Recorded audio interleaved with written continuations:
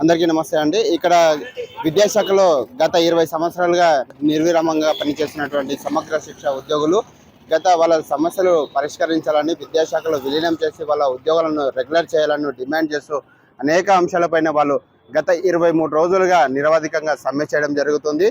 గత ప్రభుత్వం కేసీఆర్ ప్రభుత్వంలో కూడా వీళ్ళ ఉద్యోగాలను పర్మనెంట్ చేస్తామని కేసీఆర్ హామీలు ఇవ్వడం జరిగింది. కానీ వీళ్ళకు నిరాశ అయితే ఎదురైంది. ప్రస్తుతం ఉన్నటువంటి కాంగ్రెస్ ప్రభుత్వం రేవంత్ రెడ్డి గారు కూడా వాళ్ళు స్పష్టంగా చెప్పడం జరిగింది. మేము అధికారంలోకి వస్తే సమగ్ర శిక్ష ఉద్యోగులను కూడా పర్మనెంట్ చేస్తాము, వాళ్ళకి ఎలాంటి డోకా ఉండకుండా మేము అన్ని విధాలుగా వాళ్ళు ఆదుకుంటామని చెప్పేసి వాళ్ళు చెప్పడం జరిగింది. కాకపోతే వీళ్ళు 23 రోజులుగా ధర్నా చేస్తున్నప్పటికీ కూడా వాళ్ళు స్పందించకపోవడం చాలా బాధాకరం అంటూ కూడా వాళ్ళు నిరాశ వ్యక్తం చేస్తున్నారు. వెంటనే రేవంత్ రెడ్డి స్పందించి వాళ్ళని విద్యాశాఖలో విలీనం చేసి పే స్కేల్ అమలు చేయాలని కూడా వాళ్ళు డిమాండ్లు అయితే వ్యక్తం చేస్తున్నారు. వీళ్ళని అనేక విషయాలు అయితే ఇప్పుడు ప్రెసిడెంట్ అడుగు తెలుసుకుందాం. అన్న నమస్తే, మీ డిమాండ్ ఏంటి, ఎందుకు చేస్తున్నారు? నమస్కారం సార్, మీడియా మిత్రులకు. సర్వర్ సార్, నా పేరు ఎంఆర్సి ఎంఐఎస్ కోఆర్డినేటర్గా పనిచేస్తున్నా.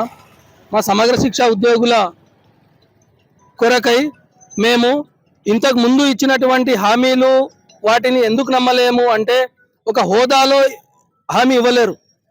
గౌరవప్రదమైన పిసిసి అధ్యక్షునిగా ఉన్నప్పుడు ఇచ్చిన హామీని, వారి హోదాను మేము దృష్టిలో పెట్టి వారు హామీ ఇచ్చిన తర్వాత మాకు ఆశ రేకింది సార్. నిజంగా చెప్పాలంటే చేసుకుంటూ పోతుంటే మేము ఇట్లనే బానిస బతుకులు. కానీ రేవంత్ అన్న ఒక మాట ఇచ్చిందంటే మాట కట్టుబడి ఉంటాడు అని ఆ ఆశ పెట్టుకొనే మేము ఈరోజు ఖచ్చితంగా మాకు రెగ్యులరైజ్ అవుతుందనే నమ్మకంతోనే దీక్షా శిబిరంలో కూర్చుంటా ఉన్నాం. లేకపోతే ప్రాణ నష్టం కూడా జరుగుతుందని మేము హెచ్చరిస్తున్నాం సార్, నిజంగా చెప్తున్నాం. సో ఇక్కడ ఉన్నటువంటి మరొక ఎంఐసి కోఆర్డినేటర్ కూడా మనతో ఉన్నారు, వాళ్ళని గత ప్రభుత్వంలో మాకు 10 సంవత్సరాలుగా ఉన్నా కూడా ఎటువంటి హామీలు నెరవేర్చలేదు, మాకు న్యాయం చేయలేదు. 20 ఏళ్ళుగా సమగ్ర శిక్షలో వివిధ హోదాలో ఉంటూ మేము ఈ విద్యాశాఖ సేవ చేస్తున్నాము. ఈ ప్రభుత్వమైన మా సేవలను గుర్తించి మమ్మల్ని విద్యాశాఖలో విలీనం చేస్తూ రెగ్యులర్ చేస్తూ పే స్కేల్ అమలు చేయాలని ఈ సందర్భంగా నేను గౌరవ ముఖ్యమంత్రి గారిని కోరుతున్నాను. సో ఇక్కడ ఉన్నటువంటి ఏంటంటే, మేము ఉద్యోగులు అయితే చేస్తూ ఉన్నాం రెగ్యులర్గా. రేవంత్ రెడ్డి గారు స్పష్టంగా అప్పుడు పిసిసి అధ్యక్ష ఉన్నప్పుడు కూడా మాకు స్పష్టమైన హామీ ఇవ్వడం వల్లనే మేము ఈ ధర్నాకు పూనుకోవడం జరిగింది అన్నట్టు కూడా చెప్తున్నారు. దీనిపైన కూడా వికారాబాద్ జిల్లా సమగ్ర శిక్ష అధ్యక్షుడు గారు కూడా మనతో ఉన్నారు. వాళ్ళనైతే మరిన్ని విషయాలు అయితే తెలుసుకొని ప్రయత్నం చేద్దాం. చెప్పండి, ఏంటి విషయాలు ధర్నా చేయడానికి ముఖ్య ఉద్దేశం?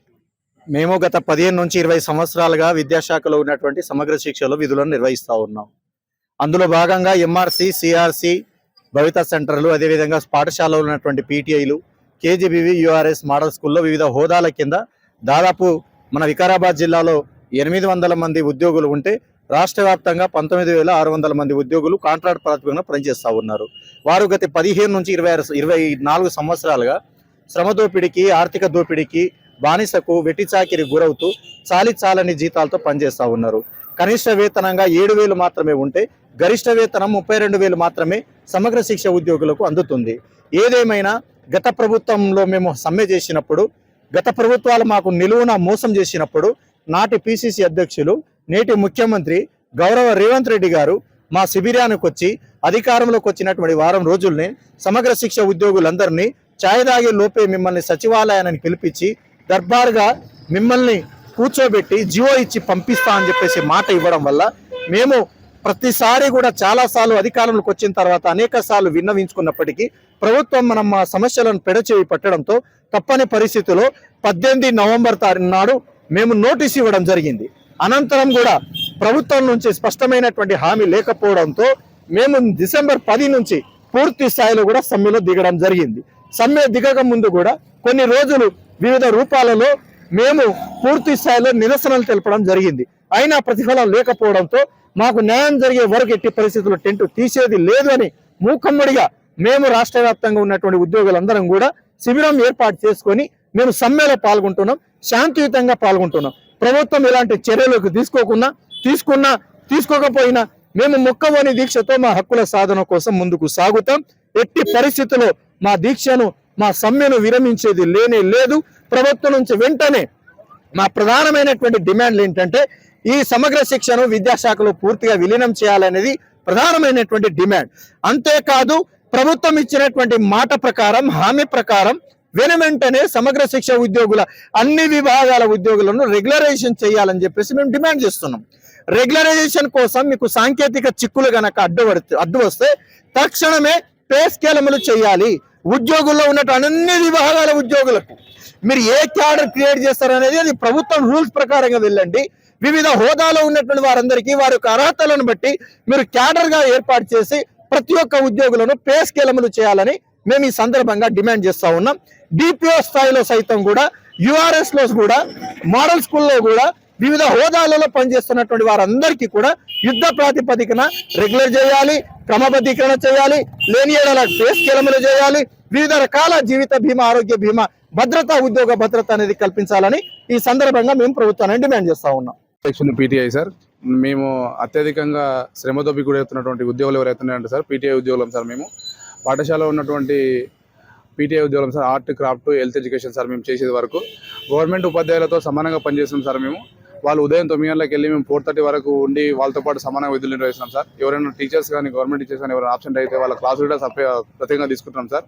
కాకపోతే మాకు ఎస్ఎస్ఏ ఉద్యోగులు అందరికంటే తక్కువ జీతాలు ఉన్నాయి సార్. 11,700 అందరికంటే తక్కువ జీతాలు మేము తీసుకొని మేము ఉన్నటువంటి ఆర్థిక ఇబ్బందులు చాలా ఎదుర్కొంటున్నాం సార్. కాబట్టి మా డిమాండ్స్ ఏంటంటే సీఎం గారు రేవంత్ రెడ్డి గారు మాట ఇచ్చారు. మా 2023 సెప్టెంబర్లో జరిగినటువంటి దీక్ష శిబిరానికి సారే వచ్చి అప్పటి రేవంత్ రెడ్డి చైర్మన్ అధ్యక్షులు ఉన్నప్పుడు ఇప్పుడు ముఖ్యమంత్రి గారు ఉన్నారు. మాకు ఇచ్చినటువంటి హామీ నెరవేర్చమని మేము కోరుకుంటున్నాం సార్. మా యొక్క డిమాండ్స్ ఏంటంటే ముఖ్యంగా విద్యాశాఖలో విలీనము, పే స్కేల్ కానీ, తర్వాత రెగ్యులరైజ్ కానీ, ఈ 3 డిమాండ్స్లో ఏదో ఒక డిమాండ్ మాకు జీవో ప్రకారంగా మా జీవో చేతిలో పెడితేనే మేము యొక్క ఉద్యమాన్ని విరమిస్తామని ఈ సభకు తెలియజేస్తున్నాం సార్. ఒకవేళ ఉద్యమాన్ని ఒక జీవో కనుక రాకపోతే మేము ఇంకా ఈ ఉద్యమాన్ని మరింత ఉధృతం చేస్తామని ఈ సందర్భంగా తెలియజేస్తున్నాం సార్. అది సార్, ప్రత్యేక ధన్యవాదాలు సార్. గుడ్ ఈవినింగ్ అండి, మీడియా మిత్రులకు గుడ్ ఈవినింగ్. ఇక్కడ ఈరోజు మేము 23rd రోజు సమ్మె చేస్తున్నాం అండి. అందరికి ఎస్ఎస్ఏ ఎంప్లాయీస్, ఎస్ఎస్ఏలో ఉన్న ఆల్ 13 వింగ్స్ అందరం కూడా ఇక్కడ సమ్మె నిర్వహించడం జరుగుతుంది. 23 డేస్ అయినా కానీ గవర్నమెంట్ నుంచి ఏ స్పందన రానందుకు మేము సమ్మెను కంటిన్యూ చేస్తున్నామండి. మా డిమాండ్స్ వచ్చేసి మమ్మల్ని రెగ్యులరైజ్ చేయాలి, పే స్కేల్ ఇవ్వడం అనేది మా మెయిన్ డిమాండ్ అండి. అక్కడ స్కూల్లో కూడా ఎడ్యుకేషన్ అనేది ఆగిపోయింది. బట్ గవర్నమెంట్ ఇప్పటివరకు ఏం రెస్పాండ్ అవుతలేదు. ఆల్టర్నేట్ అరేంజ్ చేశామని చెప్పారు, బట్ ఇక్కడ వరకు ఆల్టర్నేట్ ఎవరు అరేంజ్ చేయలేరు. ఈ రోజు మా స్కూల్ కి ఎంఈఓ ఇంకా సిఆర్టీ సమ్ టీచర్స్ వచ్చారని చెప్పారు. బట్ మా టీచర్స్ ఇమీడియట్ గా బయటకు వచ్చేసేలోపు మళ్ళీ వాళ్ళు తిరిగి వెళ్ళిపోవడం జరిగింది. మళ్ళీ protection safety and security of the children గురించి మళ్ళీ ఆ టీచర్ ని స్కూల్ పంపించడం జరిగింది.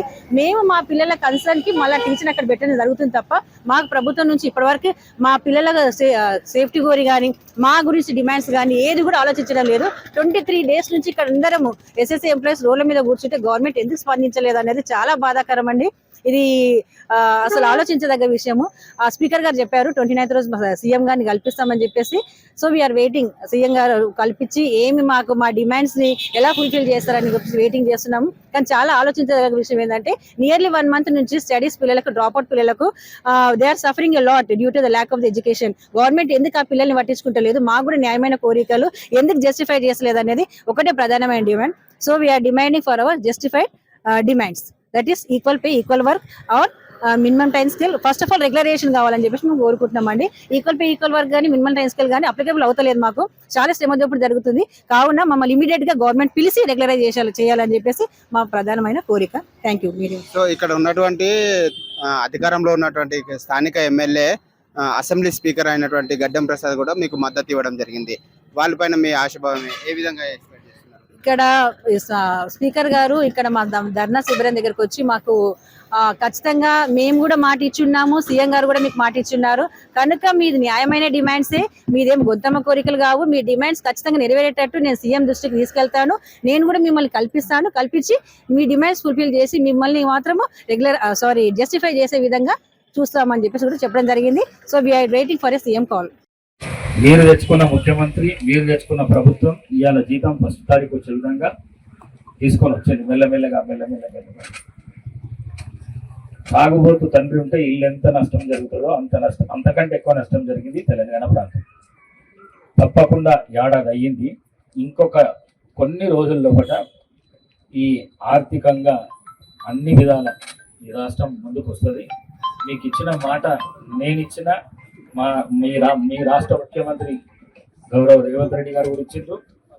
మీ స్టేట్ నాయకులు ఎవరన్నా ఉంటే 29వ తారీఖు పొద్దున నా దగ్గర పంపిస్తే నేను మీ తరఫు నుంచి మీకు ఉన్న డిమాండ్లను నా లెటర్ మీద రాసి సీఎం అపాయింట్మెంట్ తీసుకొని వాళ్ళని సీఎం దగ్గర పంపించి నేను మాట్లాడి మీ ప్రాబ్లమ్స్ ఏవైతున్నాయి అవి అతి తొందరగా అయ్యేటట్లు ప్రయత్నం చేస్తా అని చెప్పేసి తెలియజేసుకుంటూ సెలవు తీసుకుంటున్నాను. సో ఇక్కడ ఉన్నటువంటి రాష్ట్ర ముఖ్యమంత్రి గారు వీళ్ళతోటి ఏమన్నా అంటే ఛాయ్ తాగే లోపే మీ సమస్యను పరిష్కరిస్తామని చెప్పేసి కూడా వీళ్ళకి హామీ ఇవ్వడం జరిగింది అని చెప్పడం జరిగింది. ఇకపోతే ఈ తెలంగాణ కాంగ్రెస్ ప్రభుత్వం ఏమైతే అంటే విద్యకు ప్రధానంగా ప్రాధాన్యత ఇస్తుందని చెప్పడం జరిగింది. అందులో ఇక్కడ ఉన్నటువంటి అనేక మంది ఇక్కడ ఉన్నట్టు ఉద్యోగులు కూడా ఎస్ఎస్ఏ ఉద్యోగులు విధులను బహిష్కరించి ఇక్కడ దీక్ష చేయడంతో వికారాబాద్ జిల్లాలోనే కాకుండా తెలంగాణ రాష్ట్ర వ్యాప్తంగా కూడా కొన్ని మూతపడడం జరిగింది. విద్యాశాఖ ఎంఈఓ కార్యాలయాలు కూడా మూతపడడం జరిగింది. దీనిపైన కూడా మనకు ఇక్కడ మహిళా ఉద్యోగులు కూడా ఉన్నారు, వాళ్ళతో అడిగి తెలుసుకుందాం. మేడం చెప్పండి, ప్రధాన సమస్యలు డిమాండ్లు ఏమేమి? మీడియా మిత్రులకు ముందుగా నమస్సుమాంజలు. మేము గత 22 రోజులుగా మేము సమ్మె చేస్తున్నాము. ఎందుకంటే మేము ప్రభుత్వానికి ముందే విన్నవించుకున్నాము, మాకు రెగ్యులరైజ్ చేయాలి సార్.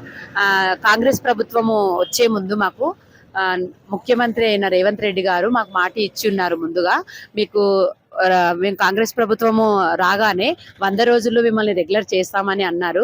ఆ ఆశతోటి మేము అందరం బతుకుతున్నాం సార్. ఇక్కడ 1 కోటి మంది ఆడపిల్లల్ని మీరు కోటీశ్వరులను చేస్తామని మీరు అన్నారు రేవంత్ రెడ్డి గారు. కాబట్టి దయచేసి 1 కోటి మంది తెలంగాణలో ఉన్న దాంట్లో మేము ఆడపిల్లలం కామా సార్? మమ్మల్ని ఒక్కసారి మా బాధలను విన్నవించి ఆలకించి చూడండి. మేము 22 రోజులుగా చేస్తున్నాము. ఎక్కడనో పుష్ప సినిమాలో ఒక వ్యక్తి ఆడ మనిషి చనిపోయిందని చెప్పేసి మీరు అసెంబ్లీలో మాట అన్నారు.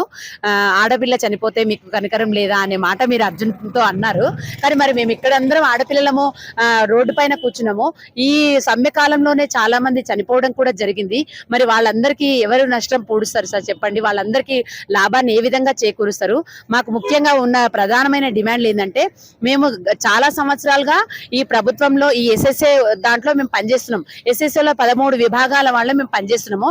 20 సంవత్సరాలుగా పనిచేస్తున్నాం. మమ్మల్ని అందరినీ రెగ్యులరైజ్ చేయాలి, విద్యాశాఖలో విలీనం చేయాలి. అప్పటి వరకు మీకు ఒకవేళ సాంకేతిక ప్రాబ్లం ఏమైనా ఉంటే మాకు అప్పటి వరకు పే స్కేల్ ఇచ్చి మమ్మల్ని ఆదుకుంటారని జనవరి 1కు మాకు మంచి వార్తతో మాకు ఎదురొస్తారని మేము అనుకుంటున్నాం సార్. మీరు సీఎం రేవంత్ రెడ్డి గారు మమ్మల్ని ఎక్కడ ఉన్నా కూడా మా కోరికను మన్నించి ఆలకించి మాకు తప్పకుండా జీవోను పాస్ చేస్తారని మేము అనుకుంటున్నాం సార్. నమస్తే.